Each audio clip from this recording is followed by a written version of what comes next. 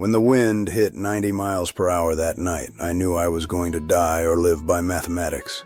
It was September 24th, 1964, and the storm had been screaming against my shelter for 8 straight hours without pause. The thermometer outside read minus 20 degrees Fahrenheit. The sound was unlike anything you hear in normal life, not a howl, but a constant roar, like standing inside a jet engine. I could feel the structure moving beneath me, but not the way those log cabins 2 miles south were moving. Those were collapsing. I found out later that 6 conventional shelters in that region failed that night. 3 people died in them. Every trapper, every settler, every ranger in the Canadian North built the same way. Square logs, 18 inches thick, peaked roof, small square windows, entrance facing whatever direction seemed convenient. That was the standard. That was what everybody did. The government inspectors told me my design was foolish. The rangers called it dangerous.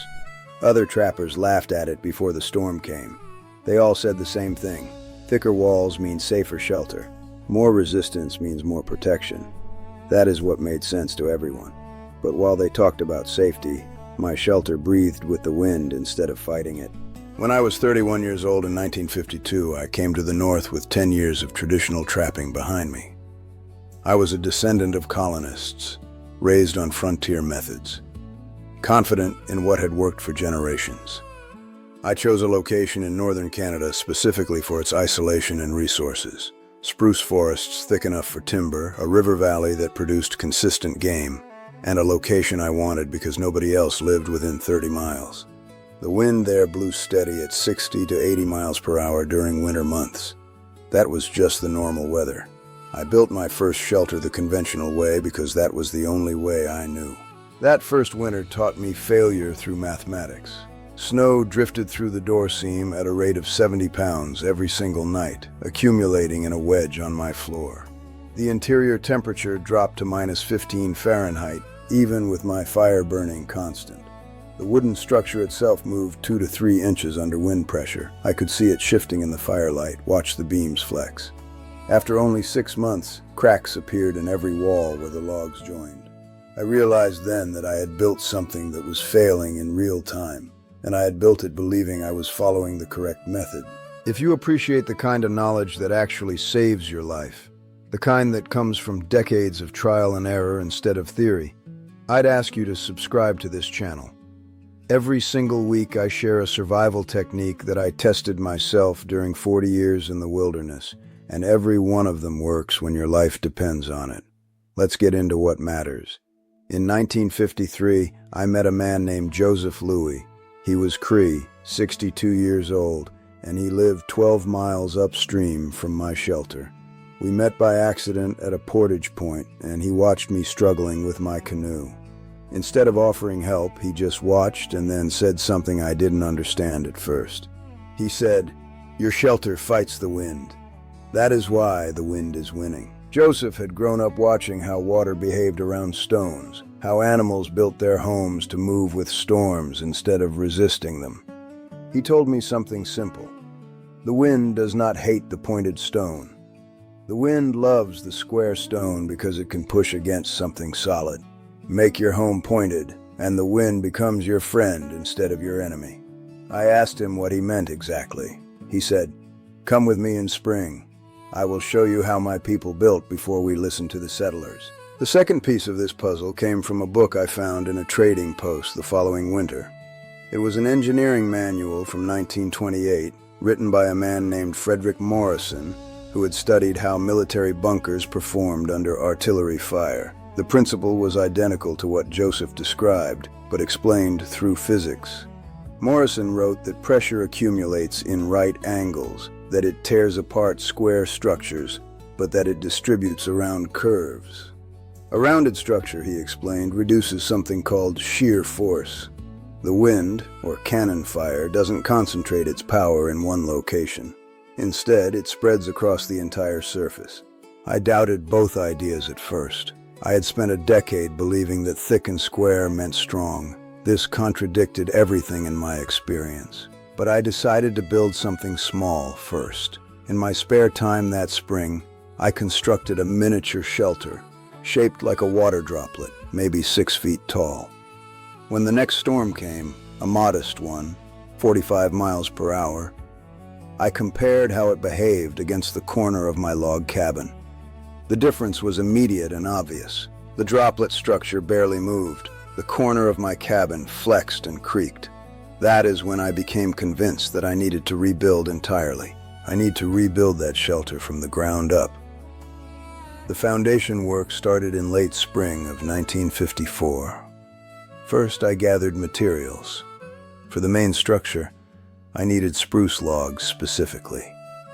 Red pine works, oak works, but spruce gives you the right combination of strength and flexibility. I looked for trees that had fallen naturally within 2 to 3 miles north of my location. Dead standing timber works too, but only if it has been dead for less than 2 years. You can tell the difference by driving a knife into the bark. Living wood resists.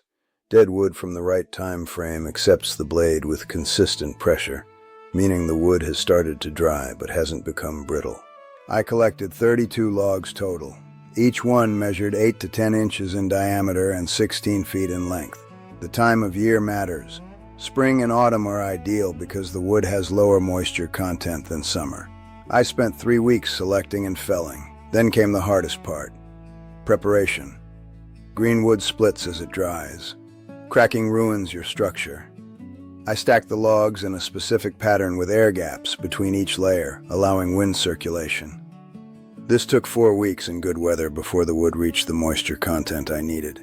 For covering and sealing, I used birch bark collected from the same forest. I took bark only from trees already dead or fallen. You cut the bark in strips 4 to 6 inches wide and 12 to 18 inches long. The quality matters enormously. The bark must flex without cracking. If you see any gray or black discoloration, reject it. That is mold, and mold means the bark will rot under pressure. I also collected dried sphagnum moss in 8-inch thick compressed bundles. Moss must be completely dry.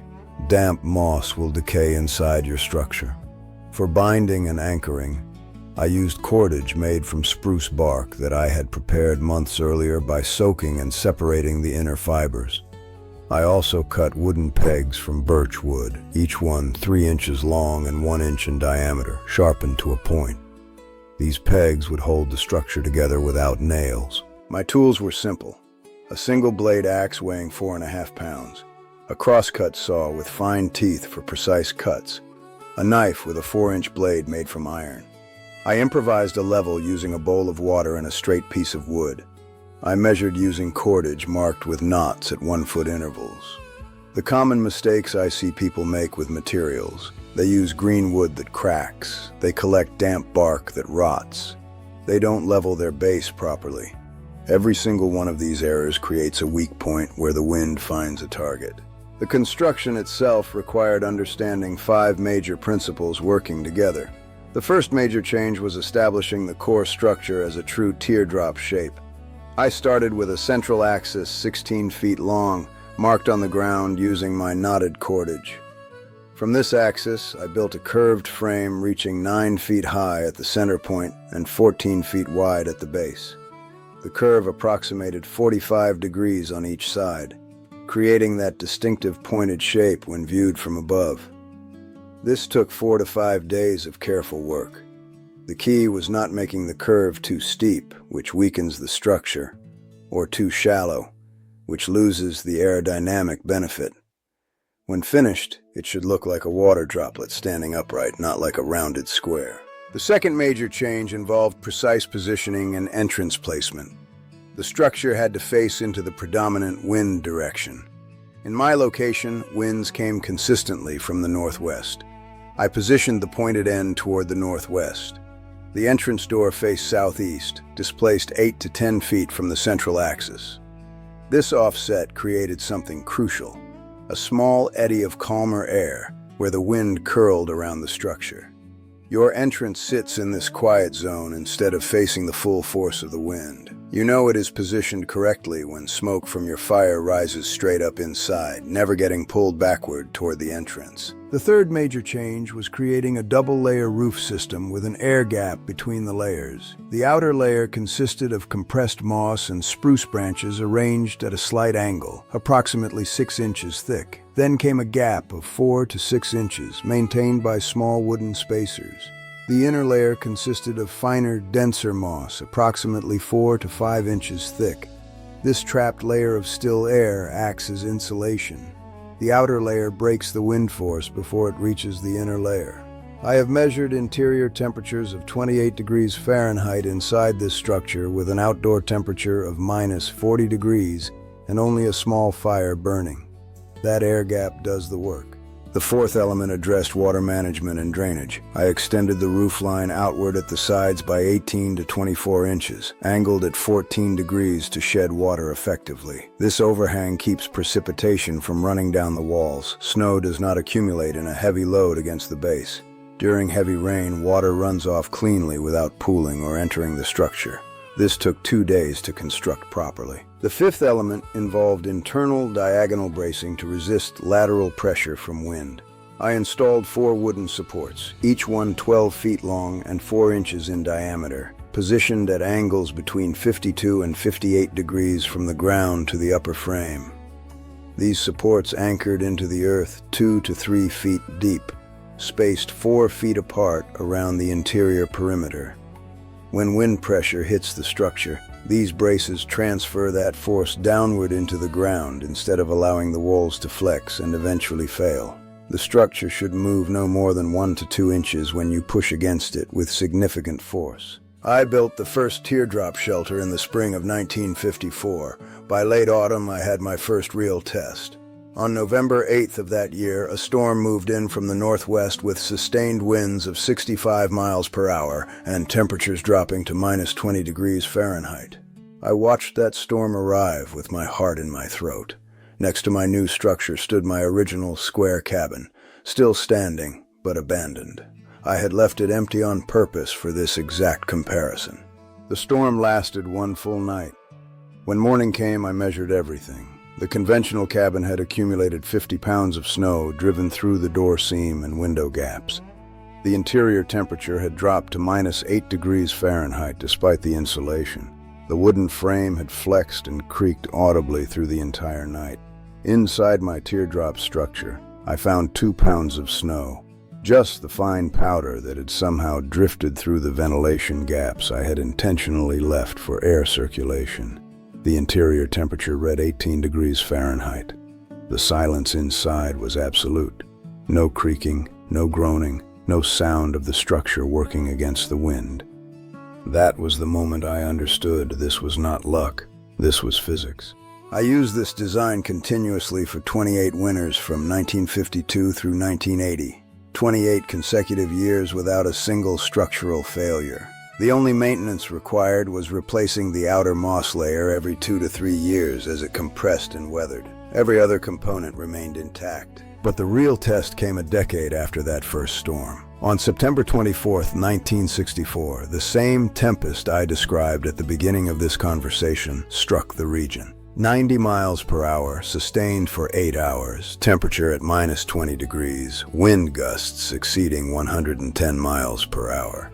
In that single night, 6 conventional shelter structures within 20 miles of my location either collapsed completely or sustained catastrophic damage. One person died when his cabin's roof failed. Another suffered severe injuries. My shelter lost some of the outer moss shingles on the windward side. That was the extent of the damage. The structure itself stood completely sound. The interior remained above freezing with only a modest fire. Other trappers and homesteaders in the region observed what had happened. By 1966, 3 neighboring properties had been rebuilt using the teardrop design. By 1970, the provincial forest rangers had begun recommending this design to anyone planning permanent wilderness structures. The knowledge spread because the evidence was undeniable. Today, this principle appears everywhere in modern design. Commercial tent manufacturers now build expedition tents using teardrop and dome shapes specifically because they outperform rectangular designs in high wind. Emergency shelters used by search and rescue teams follow identical aerodynamic principles. In regions prone to hurricanes and tornadoes, engineers design homes with rounded corners and curved roof lines because those shapes distribute wind pressure instead of concentrating it. Military bunker designs have used these same principles since World War II. The underlying truth remains constant. Work with the forces of nature instead of against them, and the nature itself becomes your ally. The larger lesson extends far beyond shelters. Most people spend their lives resisting the natural forces around them. They fight against the wind instead of learning to move with it. They push against water instead of understanding how water flows. This simple principle, working with nature instead of against it, transforms everything. In shelter building, it means survival.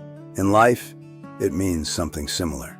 You can build this structure. I built it alone in my 30s without engineering training, without computers, without anything except observation and patience and willingness to test my ideas.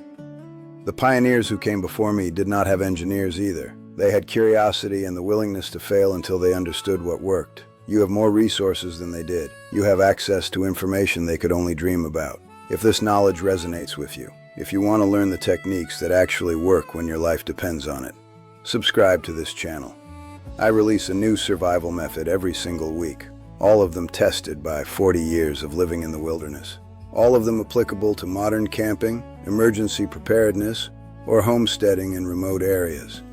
Leave a like if this video helped you think differently about structure and wind resistance. Tell me in the comments if you have ever faced a situation where understanding aerodynamics could have changed the outcome, and if you want to see the technique that saved my life more times than any other. The method for waterproofing any structure using only natural materials, a skill that a Cree elder taught me.